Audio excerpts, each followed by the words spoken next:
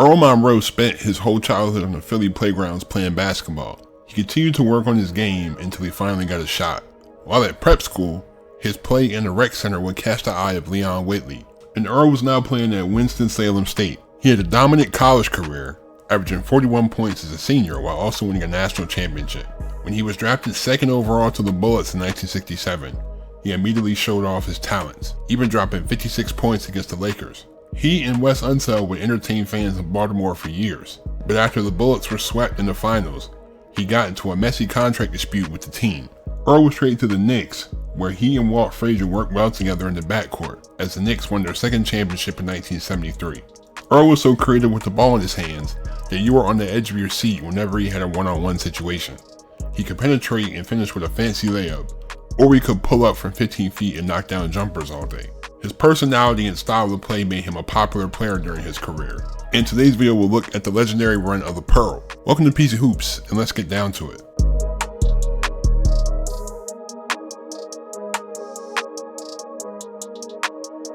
Earl was born in Philly on November 21st, 1944. He was more interested in soccer and baseball growing up, until a growth spurt shot him up to 6'3" as a freshman.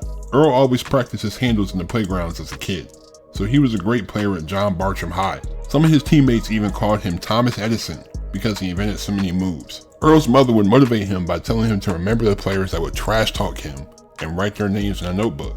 As he got better than those guys, he would cross them out. After graduating high school, Earl went to a prep school that was affiliated with Temple. He picked up a job as a shipping clerk, but during his free time, he would always play at the rec center. This center was owned by Leon Whitley, who encouraged Earl to play at his alma mater, Winston-Salem State. Earl only averaged 7 points as a freshman, and he wanted to quit the team, but the coach called his mom and she convinced him to stay. He would continuously improve, averaging 23 points as a sophomore, 30 points as a junior, and 41 points as a senior, with a local sports writer referring to his buckets as Earl's Pearls, and the name stuck. He won a national championship in his senior year against Southwest Missouri State, as he was also named the College Division Player of the Year. Earl was one of the best players in the nation, so he was invited to try out for Team USA in hopes of playing at the 1967 Pan American Games. He and Elvin Hayes were cut, as Earl said that the USA coaches called his play style too street, too playground, too black. This gave him a chip on his shoulder heading into the 1967 draft. He was picked second overall by the Baltimore Bullets, a franchise that hadn't won 40 games in the season yet. This team was led by Gus Johnson, a dominant two-way forward, along with two solid bigs in Ray Scott and Leroy Ellis. Earl started at the two besides Kevin Lowry, and he dropped 22 points, 4 rebounds, and 5 assists in his NBA debut. He put up 45 points, 5 rebounds, and 8 assists on February 13th against Philly, even going off for 56 points on the 13th against the Lakers, which would be a franchise record until Gilbert Arenas broke it in 2006. He wasn't the most athletic guard, but he made up for it with his supreme ball handling and automatic jump shot. Earl would create contact on his drives, then spin off to shoot one of his unorthodox shots. He even admitted, "The thing is, I don't know what I'm going to do with the ball, and if I don't know, I'm quite sure the guy guarding me doesn't know either." Ray Scott even said that God couldn't go one-on-one with him. Earl finished the season 5th in scoring, 15th in assists, and 4th in free throws, but the Bullets weren't consistent, suffering 2 6-game and a 7-game losing streak to finish the season at 36 and 46, missing the playoffs. Earl averaged 24 points, 6 rebounds, and 4 assists, winning the Rookie of the Year award. Baltimore hit big in the draft, selecting Wes Unseld from Louisville. The Bullets had a lot of athletes on the team, so Earl had a career year leading their run and gun offense, as Wes often set up fast breaks with his outlet passes. Earl started out the season in the groove, averaging 26 points and 5 assists through the first 25 games. He dropped 41 on the Bucks, 42 on the Warriors, and 41 on the Bulls in the season finale. Kevin Lowry had a career year, while Wes surprised everyone with his production, winning the Rookie of the Year and the MVP, as he and Earl were both first-time All-Stars and All-NBA first-team members. Third-year forward Jack Marin got more minutes this year due to Gus being injured. Baltimore had the second-best offense, finishing with a then-franchise record 57 wins. Earl averaged 26 points, 3.5 rebounds, and 5 assists as the Bullets faced the Knicks in the semifinals. He dropped 32 points in his playoff debut, but he shot 13 for 35 in a double-digit loss. He put up similar production in the next 3 games, but on 39% shooting, as Baltimore was swept. The Bullets drafted Fred Carter and Mike Davis in 1969 for guard depth. Earl continued to play great in year 3, dropping 32 points, 8 rebounds, and 11 assists on December 6th against the Sonics, followed by 31 points and 10 assists a week later against the Rockets. Wes and Gus were forming a nice front court, while Jack kept getting better, finishing 3rd on the team in scoring. Their fast-paced formula was successful again, as their 50-32 record earned them a rematch with the Knicks in the semifinals. Earl averaged 23 points, 3 rebounds, and 5 assists, as he dropped 39 points in Game 1, but the Bullets lost in double overtime. After going down 0-2, Earl dropped 59 combined points in Games 3 and 4 to tie the series. The series went to Game 7, and he put up 32 points and 6 assists, but the Knicks won and knocked them out of the playoffs again. The Bulls regressed in 1970 as they really didn't hit on their draft picks. Their offense was a lot worse, as they were near the bottom of the league in field goal percentage, free throw attempts, and assists. Earl's production dipped a bit, but he still had some good games, with 30 points, 6 rebounds, and 7 assists against Philly, and 37 points on 57% shooting against Cincinnati. The Bullets benefited from being in a weak Central Division, as their 42-40 record was first. Earl averaged 21 points, 2.5 rebounds, and 4.5 assists, as the Bullets faced the Sixers in the semifinals. After a 6-point performance in Game 1, he dropped at least 24 points in the next 6, as Baltimore was able to win Game 7. The Bullets faced the Knicks with a trip to the finals on the line. Earl scored 31 in Game 3, 25 in Game 4, 27 in Game 6, and 25 in Game 7, as the Bullets won the series clincher in the hostile Madison Square Garden. Baltimore made the NBA Finals, facing the Milwaukee Bucks, who looked unstoppable with Kareem leading the way. Earl would have a nice Game 1, with 26 points, 6 rebounds, and 3 assists on 47% shooting, but that would be a loss. He struggled after this, averaging 13 points on 32% shooting in the next 3 games, as the Bullets were just the second team to get swept in the finals. The Bullets added more guards in the offseason, trading for Archie Clark and drafting Phil Chenier. Even though Earl had led the team to multiple winning seasons, he still had his critics, who perceived him as a show-off who only cared about scoring. Earl would be at the end of his rope with the organization, so he requested a trade, with his preferred destinations being Philly, Chicago, or LA. His agent was accusing the Bullets of getting him to sign a low-ball rookie contract that included deferred payments, and now they were refusing to pay a large portion of his salary, as Earl was even considering joining the Indiana Pacers in the ABA.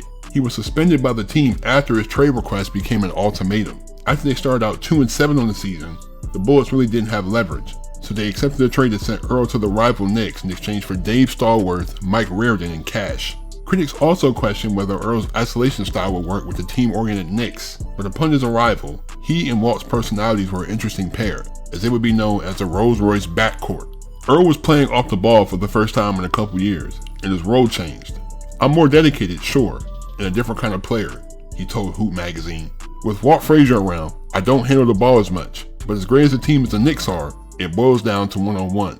Earl was now tasked with guarding the team's best backcourt player, so Walt could patrol the passing lanes for steals. However, this was an adjustment and his numbers dipped. After dropping 28 points in his last game as a Bullet, he never topped that mark on the Knicks this season, but he still showed that he could play like his old self, dropping 27 points, 6 rebounds, and 3 assists on January 23rd against the Sonics. Willis Reed only played 11 games due to knee issues, but the Knicks kept their defensive identity, as their 48-34 record secured them a semifinal matchup with Earl's former team. He was dealing with knee and ankle problems himself, so he only played in 63 games, but he averaged 12 points, 2 rebounds, and 2 assists. He struggled in the first 2 games, but he dropped 3 straight 20-point games up. The Knicks beat the Bullets in 6. The Celtics were next in the conference finals, but this was an easy gentleman's sweep.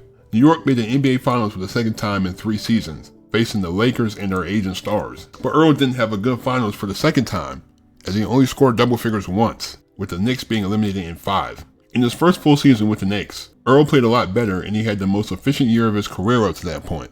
In December, he averaged 17 points, 4 rebounds, and 4 assists on a career-high 52% shooting. He still was also dazzling the fans with his theatrics from time to time. The Knicks got all defensive seasons from Walt and Dave DeBusschere, as they finished 57-25. Earl averaged 15 points, 3 rebounds, and 4 assists, as New York faced the Bullets again in the semifinals. He dropped 23 in Game 1, 32 in Game 2, and 26 in Game 5, as the Knicks won in 5. They faced the Celtics in the conference finals, as they were up 3-1.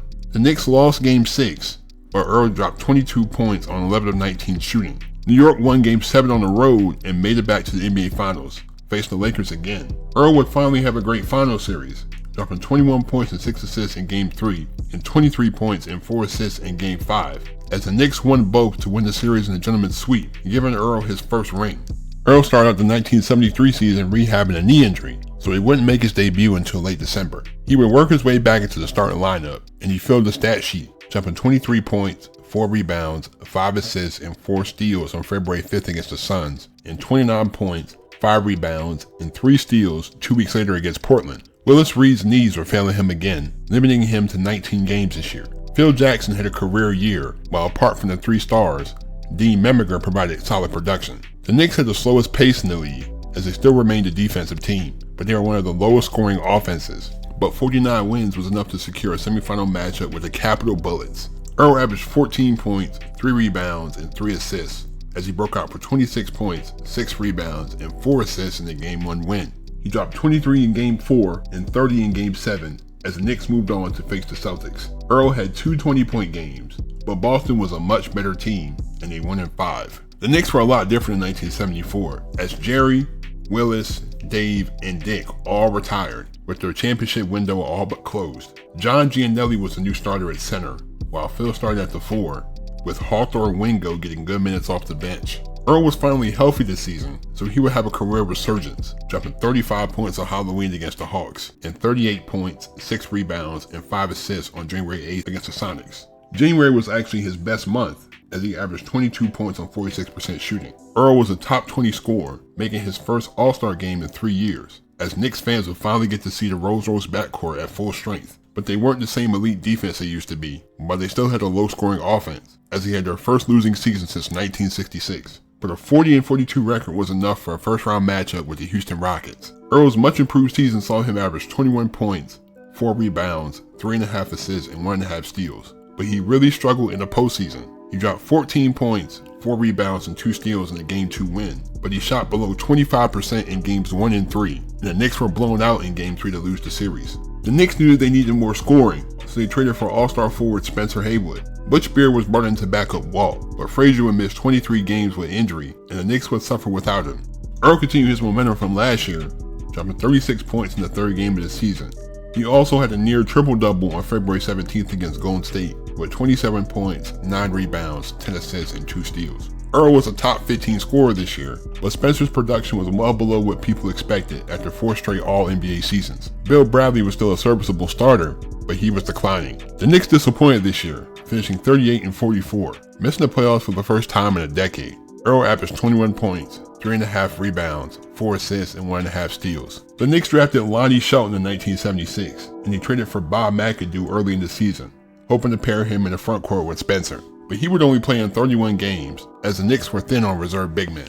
Earl had another great season though, dropping 8 30-point games, 2 games with double-digit assists, and 15 games with at least 2 steals. He finished the season ranked 13th in assists, as he had the most efficient season of his career, finishing top 15 in field goal percentage, making the All-Star game for the 4th and final time. The Knicks' identity had flipped, as they had a much improved offense, but they were a bad defensive team, as their 40-42 record wasn't enough to make the playoffs. Earl averaged 20 points, 3 rebounds, 5 assists, and a steal on a career-high 52% shooting percentage. An era ended on October 10, 1977, as Walt Frazier was sent to the Cavs as compensation for the Knicks signing all-defensive guard Jim Clemens. They also drafted Ray Williams, while Willis Reed was hired as the head coach. Even at 33 years old, Earl was still a solid starter, as he dropped 27 points in the season opener. He also put up 37 points on November 25th against Boston, and 28 points, 5 rebounds, 5 assists, and 2 blocks a week later against the Spurs. The Knicks were now a fast-paced team, but they gave up the most points in the league. They also benefited from a bad year from the Celtics, as their 43-39 record got them a first-round matchup with Cleveland. Earl averaged 18 points, 2.5 rebounds, and 5 assists, as he dropped 16 points, 4 assists, and 2 steals in the Game 1 win. He only had 4 points in Game 2, but the Knicks won to advance to face Philly in the semifinals. New York was completely outmatched, as they were swept, even losing by 40 in Game 1. The Knicks drafted Michael Ray Richardson in 1978, as Earl's knee problems resurfaced, leading to him mainly coming off the bench this year. Willis Reed was fired after a 6-8 start, being replaced by recently retired Red Holzman. Earl was still playing great all-around ball in his reduced role, dropping 24 points, 3 rebounds, 4 assists, and 3 steals on December 9th against Chicago, and the season high 34 points, 11 assists, and 4 steals on March 24th against the Bulls again. The Knicks decided that the McAdoo-Hayward experiment didn't work, so they would trade them both, as Marvin Webster and Toby Knight picked up the slack. But New York just wasn't a good team, as they finished 31-51. Earl averaged 12 points, 1 rebound, and 3 assists. The Knicks drafted Bill Cartwright and Sly Williams in 1979, but a 35-year-old Earl would be deep on the bench this year, as his biggest highlight would be 2 25-point games in March. The Knicks were led by their young players, as 4 guys 25 and under averaged over 15 points a game. Michael Ray Richardson broke out as a sophomore, leading the league in assists and steals, while Bill Cartwright was an all-star as a rookie. Toby Knight and Ray Williams had the best seasons of their careers, but the Knicks were young and undisciplined, committing the second most fouls and giving up the third most points, as their 39-43 record wouldn't be enough to make the playoffs. Earl averaged 7 points, 1 rebound, and 1 assist. Earl retired in the offseason, mostly due to his knee injuries. He would later talk about his unique style of play, saying, "You know, I watch the games and even now, I never see anyone who reminds me of me, the way I play. If for any reason someone were to remember me, I hope they will remember me as a person who could play the game and excite the fans and excite himself." Bill Bradley would describe him as the ultimate playground player. Earl was also recognized for his legendary career, being inducted into the Hall of Fame in 1990, also being named to the 50th and 75th anniversary teams. Earl Monroe was the man with a million moves, as his ball handling allowed him to get to his spots in the court. He loved to post up his opponent, then leave them in the dust with a crafty spin move. He was really entertaining on the fast break, as he could throw a flashy pass at the last second, or go out through the air for a double clutch layup in traffic, still finding a way to make the shot. Earl was a popular player from the jump, but people had doubts that he could coexist with Walt Frazier once he was traded to the Knicks. He would become an important piece to the Knicks' second title in 4 years. But even after this, Earl provided great all-around play while dealing with several knee problems, making his way back to the All-Star game. Earl was one of the best guards in NBA history, and his game was an influence to future guards like Ron Strickland and Kyrie Irving. Thank you guys, really appreciate y'all so much for watching. Like, I used to talk to my grandfather all the time about basketball. Like, he would tell me all the time about all the guys he watched when he was growing up. And he always mentioned Earl Monroe. He was like, man, this dude had so many moves. He was so fancy on the court. Like, you didn't know what he was going to do every time he came down. And like, I looked and I saw him like, okay, yeah, he's right. He wasn't the fastest. He wasn't the highest jumper, but he was able to get to his spots. You know, he could pass, he could shoot, he could do everything. You know, like, you come in the league averaging 24 points a game in your first season. Like, you definitely are nice. You know, like, Earl Monroe is a legend. Definitely one of the pioneers for like the fancy playing guards. Thank you for watching. I really appreciate you guys. Leave a like if you enjoyed that. Subscribe if you're new to the channel. Turn my post notifications on if you haven't already. Thank you. Please be safe. I'm out. Peace.